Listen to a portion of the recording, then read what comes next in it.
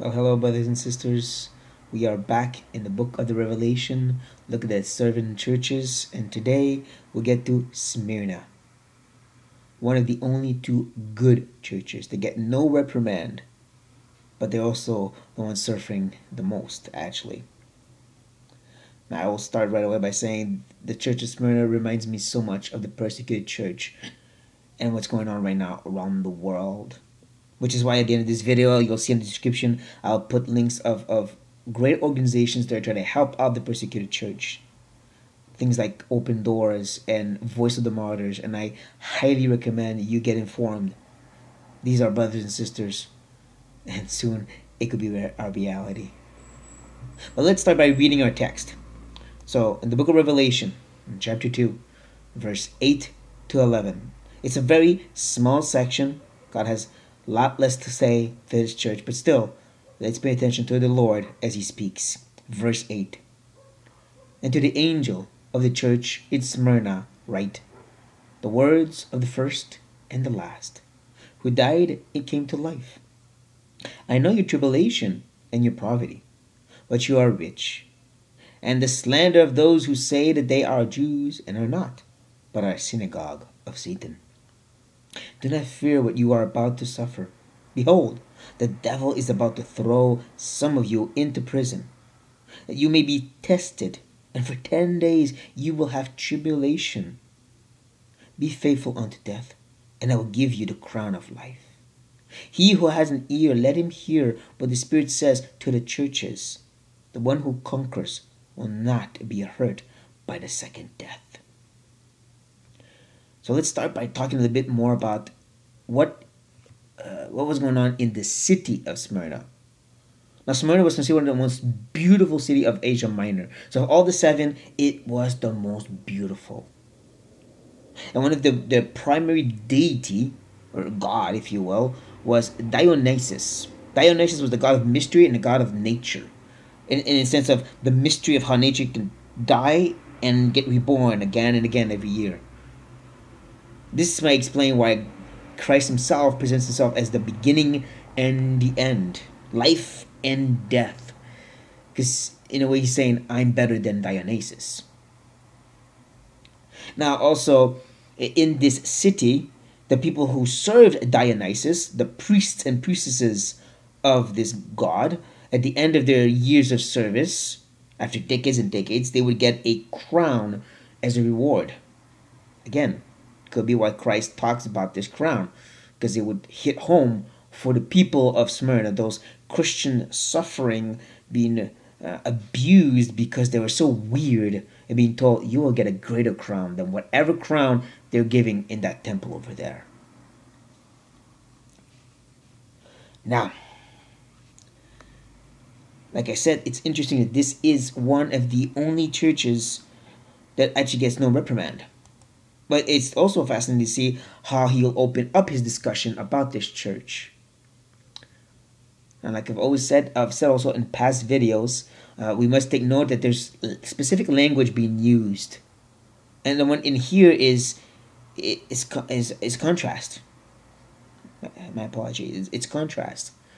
We see the way he presents himself. Okay, he starts by saying he's the first and the last. Two contrasts. He also adds right away by saying he's the one who's dead and came to life again.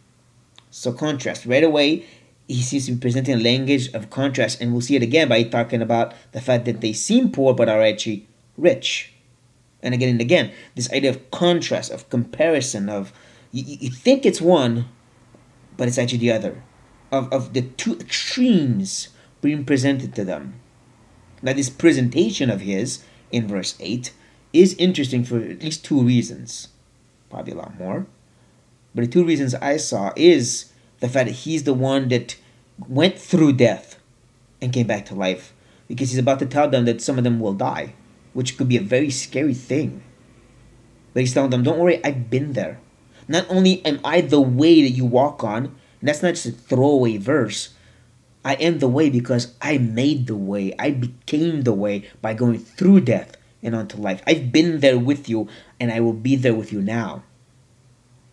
So that would be really encouraging for them to be reminded, I'm the one who went through the process of death and glorification. So I'll hold your hand through that, like I'll hold your hand what's going on right now. But also, like I said, this idea of contrast, it presents really like the two opposites. And when you get to the verse 9, you see he talks about how I know your tribulation. That word literally means to be pressed in by two things. Yeah. Think of, sorry, but Indiana Jones or Star Wars, where the two walls are coming in on the hero and they're going to crush him. That's what these guys are going through. Now, we might say, and I do say we might, that it's the two walls was the government and these religious people, the Jews, who were pressing in on the Christian at Smyrna. I mean, he talks about going to prison. That's not something the Jews could do for themselves. And then he talks about how this synagogue of Satan is against them. So the two walls, government and religion. And if you look nowadays, like around the world, Christians are being crushed usually by those two walls. The government on one side, the religion on the other, and many times they work together to crush the Christians. So we could say Christ is saying, I'm in control of both of these walls because I'm the last and I'm the first. I was dead, but I'm alive. I control the contrasts. I control the opposites. Both walls were crushing on you. I am sovereign over them. This reminds me a bit of Joseph. Remember Joseph, right? Sold into slavery by his brothers. And then some woman who lies about him ends up putting him in jail. And all that, he finally becomes the number 2 man after Pharaoh. And when later on his brothers are so afraid they're going to die because their brother Joseph is going to kill them, and they start a little lie, a little story about how their dad wanted him to forgive. And his answer is, what you wanted for evil, God wanted for good. That's really important, by the way. God wanted, not turned, wanted for good. God had a sovereign, eternal, before you existed purpose, and he used your plans to do that. Same thing here. Because we can never forget that God's work is to make us into the image of Christ. So you can see that these two walls is like the mold to make them into the image of Christ. I kind of like that idea. We might have our own walls crushing on us, but let's not lose sight of the fact that here we're talking about actual severe persecution, not just difficulties like we might have. So another contrast is the fact that they seem poor but are actually rich. They might seem like physically destitute, but in reality they were spiritual millionaires in the eyes of Christ. And just take a second to compare that to the church of Laodicea. Now, we're not there yet, but you know that story. You know that passage. We all do. They thought they were rich, but they're actually poor. Here, they seem to be poor, but in reality, Christ is saying, you're very much rich. And the same kind of contrast keeps going on. He talks after that about slander.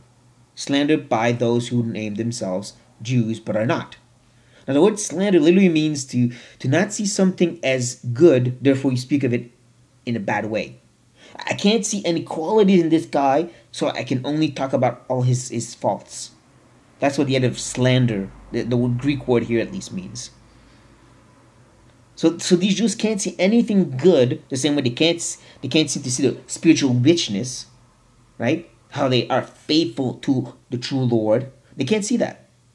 So they only speak about how these guys are rank pagans. They don't obey the true God, whatever. But in contrast with that, he's saying they present themselves as Jews, but in reality they are not. They're saying in name, they say that they're Jews. It's the title they try to give themselves. They try to appear like. But they are not the true Jews. Jews of faith. Jews of faithfulness. You know, like a David or some of the prophets. Like Elijah, Elisha. No, they are not. They are a synagogue of Satan. Now, I don't think that Jesus was being literal here. That they were actually devil worshippers hidden inside the synagogue. It's just a strong imagery that he's using to really mark out how wicked they really were. They thought they were serving Yahweh, but in reality, they were not. And how many nowadays it's the same thing. It could be in a synagogue, it could be in any religion, it could even be in a Christian church. They think they're serving God, but in reality, they are not. So in that sense, we could use the title, it's like a church of Satan, like a synagogue of Satan. And I do think that the using Satan in this text, like in the whole mini epistle, is not literal.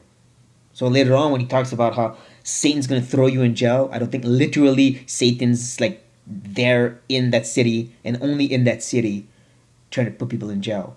It's just a way of saying this enemy of yours with all of his minions and the people that he's using. He's the one, this enemy is the one that's going to do this to you. But before we get there though, let's kind of backtrack through verse 9 to then connect to verse 10. Verse 9 starts out by I know.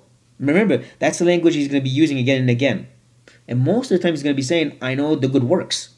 He's going to say that for the next church, Pergamum and Thyatira. And they're all like good churches in certain ways. They're doing good works. Except he doesn't say here, I know your good works. Right away he starts about, I know your tribulation. I know your suffering. That's kind of interesting, right? That the one thing he knows about them is they might seem poor, but they're actually rich, spiritually rich, because they're suffering, because of their tribulation. That's the great thing about this church, their tribulation, which is making them spiritually rich. Keep note of that. And then after talking about what he knows of the church, he then goes to verse 10 and says, do not fear. And there's actually a double negation going on. And in Greek, when you use two negatives, you're trying to make an extra negative, not a positive, actually. You know, two rights make a wrong. Well, it is the sense here that when he's saying, like, it's absolutely impossible. You must not, under any circumstance, fear. And we can understand why he would say that, because he's telling them, I know you're going through hard times, and it's going to get worse. That would make me afraid to hear that. You know, because we're used to hearing messages where we're told, yes, you're going through a hard time and you're suffering, but it's going to have a good result, right? Your suffering is for your next step in the Christian levels. You're going to have a ministry, or maybe you're going to get married, or all these promises these false teachers are given. You're suffering to get a promotion. And Christ is saying completely opposite. You're suffering and it's going to get worse. That would scare me. That would affect me. That would bother me, worry me. But here's Christ being reassuring, saying, don't. Please don't. You must absolutely not have this fear that you're about to suffer. In other words, suffer, pasho in the Greek, literally means to have something act upon you. Usually it's used in physical suffering, but it doesn't have to be. It could also be emotional or mental. It has the idea that it really impacts you, what's going on. So this isn't just a little breakup. This isn't just, I'm annoyed about some guy in church who's really bothering me. This is something that's really hurting you, affecting you. Something harsh and hard. And in these circumstances, we know he's talking about physical suffering. They're about to hurt. Because prisons back then, you were suffering. Just like in prisons in many other places in the world right now, where Christians and anybody else being arrested are being literally tortured, and sometimes tortured to death. That's what he's talking about. And he adds to this beautiful promise, behold, the devil. Again, I don't think it's literally Satan, but your adversary, the evil that's against you, is about to throw some of you into prison. That you may be tested. Don't miss that. There's a reason behind it. There's a usefulness to everything God does. It is to chasten us. It is to test us. It is to purify us, sanctify us, help us grow. That's what he's telling the church. And he talks about having 10 days of tribulation. And I kind of agree with most of the scholars who say that this is not literally 10 days, but he's talking in a figurative way. And when you look through the Old Testament and the New, you see that usually 10 means like completeness. Like God saying to Israel, "You've tempted me 10 times in the desert." Well, they probably did more than just 10 bad things in the desert. But it is, you push me to the level of saying, I'm not letting you enter Canaan. So this is probably what he's getting at here, saying, you will be tested to the max. Push to your limit. And this, of course, reminds me of a really important verse. Just trying to find it again. In 1 Corinthians 10:13, here we go. Paul says, no temptation, or same Greek word, by the way, of testing. It's temptation and testing, same Greek word. No tested has overtaken you that isn't a common to man. God is faithful, and he won't let you be tempted beyond your ability. But with that test, he will also provide a way of escape. But don't miss, it's not just a way of escape. Here's the reason that you see that way out, that you may be able to endure it. Because that's usually the point. It's not about being freed from the testing, getting out of the fire, but actually growing within the fire. Peter, who writes to churches being horribly persecuted in 1st and 2nd Peter, talks about how this fiery furnace is used to purify your faith. In the whole first epistle, he never talks about how they're going to get out of it someday and to look to that. He says, recognize this fire is meant to shape you. You need to work with the fire. You need to be obedient in the fire, to be faithful, to be holy in your attitude in the fire, in the persecution, the pressure that people are putting on you. And be quick to speak the gospel. So when Paul talks about how there's going to be a way of escape, don't focus on that. Focus on so you may endure it. Because that's what Christ is getting at with his church right now at Smyrna. You're going to be pushed to the max. But it's a good thing. Be faithful unto death. That's pretty clear that some of them will die. He doesn't have to say it outright, but it's clear what he's saying here is some of them are about to die from this prison, from this oncoming persecution. And again, if you look in the world right now, many of the Christians who do end up in prison or are horribly persecuted do end up dead. There are so many stories of our young brothers and sisters in Muslim countries and Muslim families who are tortured and burned to death to bring honor back to their family. That's the reality. It gets from worse to worse, and then they just die. That's the escape, if you will. But it says, be faithful unto death, and then you will get that crown of life. Remember those priests of Dionysus? They get those nice crowns. I didn't study if they were like made of gold or anything, but it's still perishable. Still perishable when you consider that he's talking about the crown of life, eternal life. The one that he has, the one he is even, and he gives out. And then he finally says, he who has an ear, let him hear what the Spirit says to the churches. And here's the promise for the conquerors. Okay, here's what we get. Listen up, guys. You don't get hurt by the second death. It's amazing because the other churches get some kind of reward if they repent of intimacy with Christ. This reward is that they won't suffer the second death. Now we understand the second death is eternal death. It's eternal separation from God. It is the lake of fire according to Revelation, this very book later on. They won't get that pain. But don't miss that there's the idea of you must conquer. You must persevere. Now this isn't about working, earning your salvation or works salvation. This is the idea that you hold on to Christ and you don't let him go. You don't let go to the fact that he and he alone is your way out. That's what we see in the book of Hebrews. Do not misread that book. It is a very clear book of warnings, very real warnings. But the warning of that church is don't fall away from Christ. Don't let go of the cross as your only means of being acceptable by God. If you throw away that perfect sacrifice, there is no more sacrifice. That's what he says. But as long as you're clinging to the cross and holding on to that blood and connected to Christ, you will bear fruit. That's the idea as well. But still, that's the perseverance. That's the way you conquer, because Christ the one conquered for us. You don't let go of the fact that He alone is your righteousness before the Father, and you won't suffer the second death. You'll suffer through life. I mean, this whole mini epistle of Smyrna is all about the fact it's going to get worse and worse and worse. And I'm with you in the pain, right? Christ is with us all the way through that pain until you die. But it just gets worse. But don't worry, because ultimately the second death won't be your pain. It'll be, what you will get instead is the ultimate reward, the ultimate intimacy with God, glory. Now the book of Smyrna, this mini epistle I should say of Smyrna,